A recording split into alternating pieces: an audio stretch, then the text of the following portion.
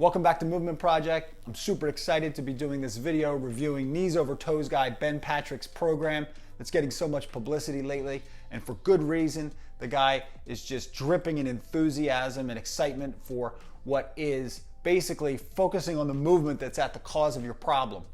He's giving people hope by showing you that your knee pain that you think is stuck with you for life is not stuck with you for life when you can just focus on strengthening the movements that are the problem in the first place. This is our mission, why we want to cut out surgeries and unnecessary opiate use by focusing on these problems. And it's so exciting to have somebody getting some publicity and spreading this message. Watch this video. I'll be going through the different exercises that he talks about in his programs and give you a physical therapist perspective so we can see if they're legit and how you can do them safely on your own. The first exercise we're going to review from his program is a Nordic hamstring curl. Definitely my favorite. Probably one of the more difficult exercises that he does seemingly with ease. Ben has the ability to go all the way down to the ground and back up. Anytime you can do something the same way as somebody in the NFL called the cheetah can, you know you're doing pretty well. Now, I don't have a Nordic hamstring curl board at home, but I do have a sheet with 2 knots tied into it, and I just place that underneath the door here, the 2 knotted sides under the door, and then I hook my heels inside and you're good to go. You just obviously want to make sure your door is stable and you have a good hook and it just catches on the inside of my shoes. Now, as I mentioned, my goal is to be able to do a full curl, but as of now, I need to have a little assistance from my pads here to help me on the way up. I've been working from the 4 pads down to the 2. Now, this is a great phenomenal exercise because it's strengthening your hamstrings in the way you're typically not seeing them trained in a gym. If you go to a gym, typically you're seeing people work the hamstrings by bending the knees, bringing the heel toward the butt. Whereas here, you're bringing the butt toward the heel. I'm going this way, it's an eccentric move, and then back up, it's concentric, reverse action, bringing the hip back toward the heel.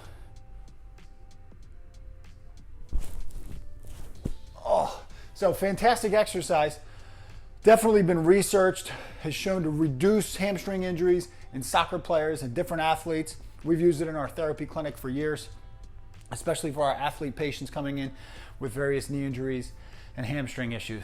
Makes a big difference. Some studies have even shown it's able to increase your sprint speed after as few as 3 weeks. So is the Nordic hamstring curl legit? Absolutely, super legit. Can you do it safely on your own? That might be a challenge. If you've never done this before, you definitely want to have somebody supervising you to help you get started because it's probably going to lead to some serious cramps in the hammies. My goal is to be able to do a full Nordic hamstring curl in a year. Probably never be anywhere near as good as Ben, but I'm figuring this is going to help make my knees a little bit more bulletproof. I recommend you do the same. Another exercise he talks about is a sissy squat or a reverse Nordic curl. Both of these are focused on your proximal quads, your upper quads, much more so than any other part of your knee. And it tends to be a pretty neglected, shortened area. So what you're doing here when you're doing the sissy squat is you're tightening up your glutes, and then you're just trying to bring your knees forward to try to touch a surface. Now this would be way too easy for me, and you can just start shedding pillows, trying to get yourself down. Glute set, we call it, isometric glute contraction. And then you're seeing, can you get down and back up in that fashion? And you'll feel that really fire up your proximal quads. Okay, and you can keep going down deeper and deeper and see how far you can take it. It's a similar premise as the knee over toe squat, which we'll talk about later, all the way down and back up. He also talks about a reverse version of the hamstring curl for your quads. And kind of like the sissy squat, you're going to be working the upper part of your quads more than the part by the knee, which will show you how he gets into focusing that area later in the video. The eccentric version, where you're lengthening, is bringing yourself back. I have pads here to catch me. This is definitely the most difficult of his exercises for me. Definitely some quad weakness issues I need to work on. Super legit. when it comes to hitting the quads way more than you've ever hit with a squat. You can squat as much as you want, but working this muscle is definitely different. Need a lot of ankle mobility to get into the bottom position that he shows in his videos where he's all the way back and then he comes straight up. Okay, I'm gonna need to work on that one. This is new to my repertoire, but from a safety perspective, probably the worst of the group of exercises for him when it comes to danger if you're not used to working through that full range of motion, both in your ankles. If you have a history of ankle injuries, any knee injuries, you really need to grade yourself from high position down to low. He does a fantastic job of explaining that in all of his videos, so big kudos to him. He is a version of a physical therapist, quite honestly, with how he talks about grading exercises. So the simple starting point for this exercise, again, is just trying to gradually increase that range of motion until you can get back further and further. But again, this is one you might feel a cramp in your quads from working them differently. So this, like most of his exercises, is definitely legit. Probably the one that I would rank as the most dangerous if you don't have experience and if you have any history of injuries. So progress super cautiously on that exercise. Now this slant board is where a lot of the excitement comes in because you really see that knee flying over the toe. And his point is that most athletics require the knee to go over to the toe for explosive type activities. He shows all kinds of different videos of Michael Jordan and various long jumpers and sprinters. So the decline squat has been used for many years in physical therapy centers, and it's been well researched. So definitely going down the legit road. Where its main focus has been is on patellar tendonitis. So doing a squat down, or a single leg squat or a double leg squat with the decline, you're increasing the pressure in the patella tendon, which is going to help with that recovery. And when you're doing it slowly and lowering it, you're doing the eccentric part of the lift, which increases the force in the tendon. And there's a lot of different things going on at the cellular level in the tendon that help with it rehabilitating. One of the nice things with the decline is you're able to load the knee usually with a little bit of less discomfort than you would by just doing a regular squat. Now the other thing in some of the literature for these decline squats that's been shown is the patellofemoral, or your kneecap pressure, starts to increase to an unsafe extent when you get past 60 degrees. Okay, so if you're starting on this exercise and you've never done it before, you really don't want to be trying to push your limits of that past 60 degrees, especially if you have kneecap pain. Now, if you're not sure if you have patellar tendon pain, quad tendon pain, or kneecap pain, make sure you get checked out by a movement specialist and they can help you with diagnosing it. But generally speaking, if you're able to do this, going through that 60 degrees, no problem. You're going to be safe to go through this on a regular basis. If you can take it a little bit deeper and you don't have any pain, just be careful and progress slowly. If you begin to have any type of pain under your kneecap, you probably want to scale back. So definitely super legit exercise, well researched, great for tendon problems, and safety-wise, pretty solid too. You just need to pick yourself up a slant board. I'll put a link for one in the video description. The thing about squatting on the slant board is that when you actually take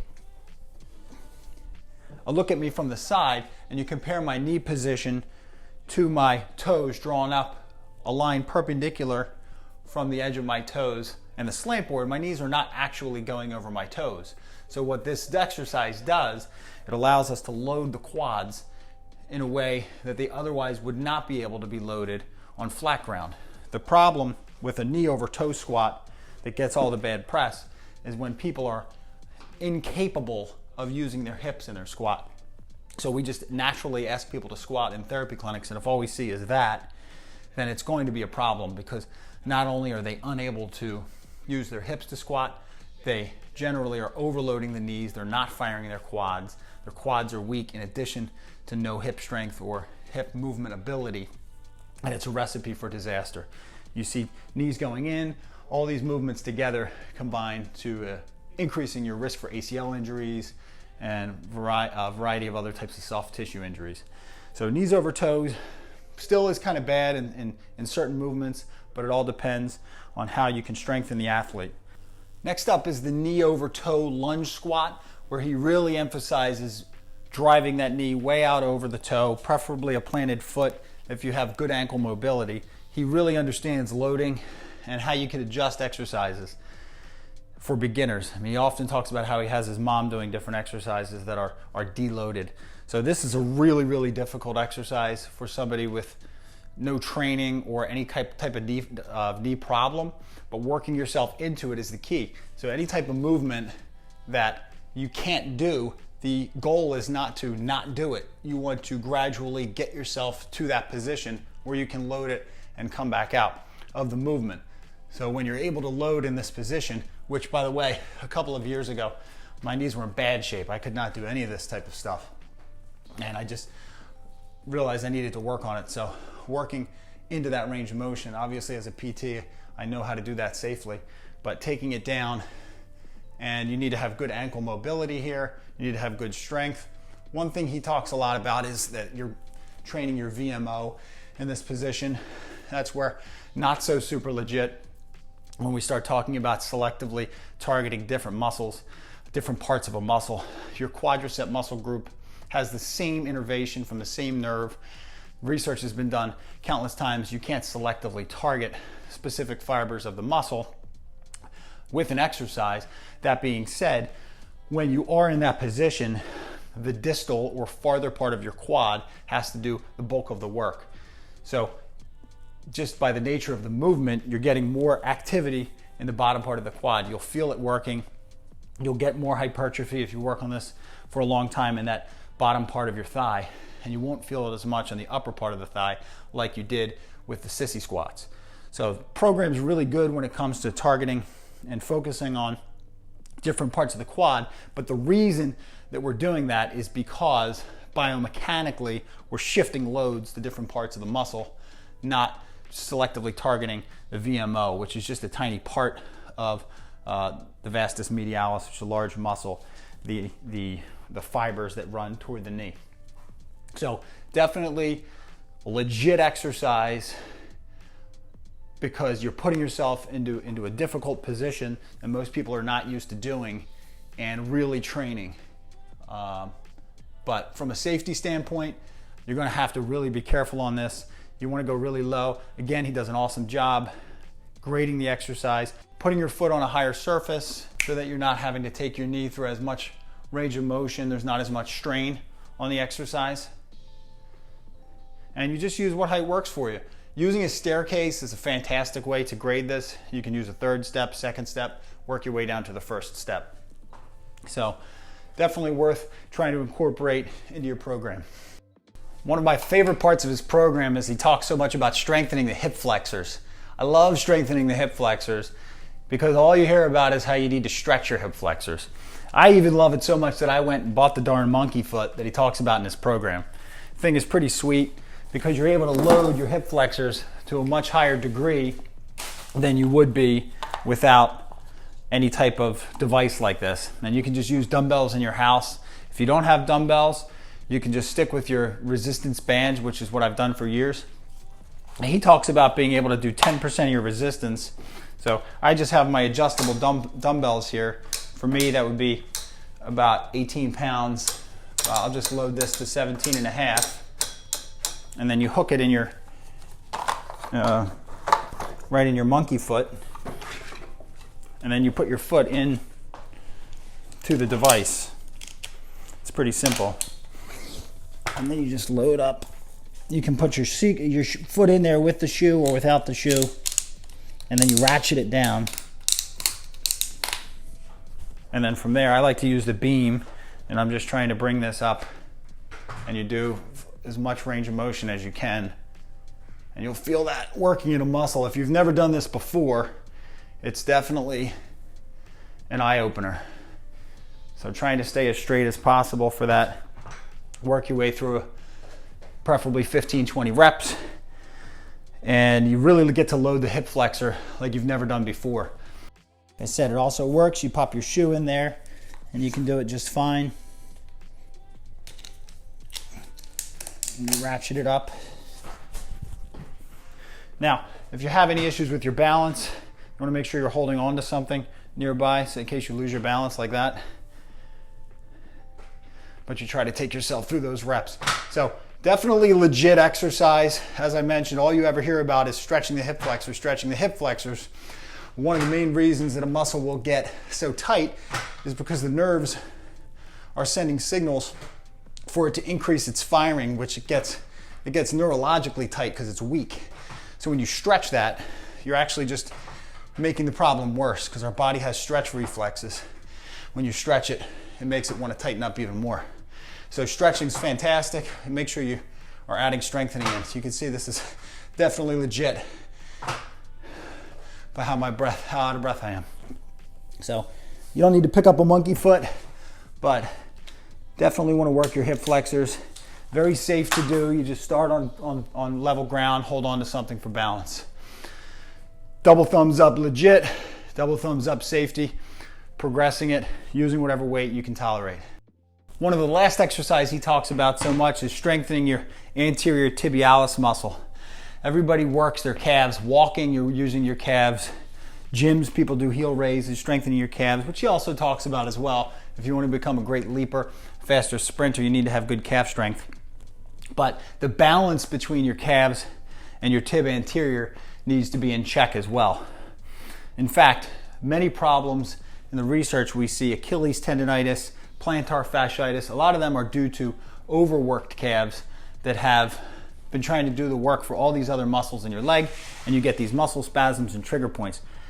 When you strengthen the muscle on the opposite side, the muscle that does the opposite movement, so your calves point, and then these tib anterior muscles dorsiflex or pull your toes up, when you're doing that, you cause a relaxation. It's called, big word, reciprocal inhibition. When you get this muscle to fire, it gets this to relax. So the stronger you can get these, the more you can lessen any type of tone that might be causing pain. Now, I don't have one of the tib bars. I might invest in one because I'm pretty psyched about that as well. The way you can rig it up at home is you just take a dumbbell and you get yourself a $10 floss band. This is also from Ben, good idea. Historically, I've used just a resistance band to try to get my tib anterior stronger. But you just wrap this all the way around multiple times until it's good and steady. And I can just go through. I'm just going to try to get as many reps as I can here. And you just increase your repetitions as much as possible. This is super important for decelerating your leg, which helps your knee stay safe when you're doing activity. If you have a weak tib anterior, that muscle's not able to decel. And it's only, 13 reps if you're counting. I have no idea, but I'm burning pretty good in here. Just like the hip flexor one, if you've never trained your tib anterior, you're going to feel a burn in places you haven't felt a burn before. This also helps with shin splints, posterior tib tendonitis. I mentioned plantar fasciitis, all because it's going to help decelerate the motion of your foot when it's slapping into the ground. So the slower that can go down and be controlled by this big meaty muscle here, the better off you'll be. The other tib anterior or ankle dorsiflexion exercise he has is just placing your back and butt at the wall, walking your feet out about 12 to 18 inches, and then you're trying to do both legs at the same time, just pulling toes up to the nose and work your way through 15, 20 repetitions. This is super effective exercise because, again, as I mentioned, when we're walking, that muscle's job is to decelerate the rate at which your foot goes to the ground. So when you're running, it's much more important than when you're walking for it to be super strong. Otherwise, if that goes down fast, the knee follows, and so do injuries. So the stronger you can get your tib anterior, the better. This is a great warm-up exercise before you or your athletes get into any type of agility. Now, you will notice a difference depending on what type of footwear you're in. If you're in a training shoe like this, the back of the shoe is pretty flat and it extends a bit. If I were to switch into a running shoe that has a bit of a curved heel to it, it's much easier for me to initiate that movement and get up to the higher position. So just really want to work on whatever you're normally doing your activity. And if you're a runner, doing it in the shoe that you run in would be ideal. If you're an athlete who wears a different type of training shoe, put that on when you're doing this exercise to replicate those forces that you'll have. Super legit exercise, definitely underused. Not a ton of research on either of these.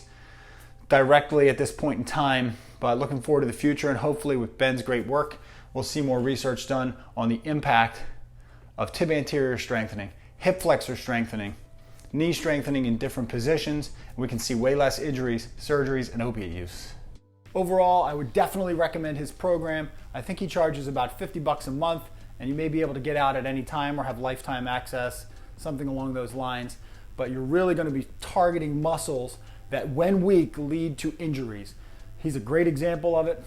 Bunch of injuries in the past, knee pain, couldn't jump or run the way he'd like, and now he's gotten over that. So much like myself, I've had issues with my knees, my shoulders, my neck, my back, and I've been able to work through by knowing how the body works and training those movements where I'm most vulnerable and weak. You can do it. There's hope for everybody.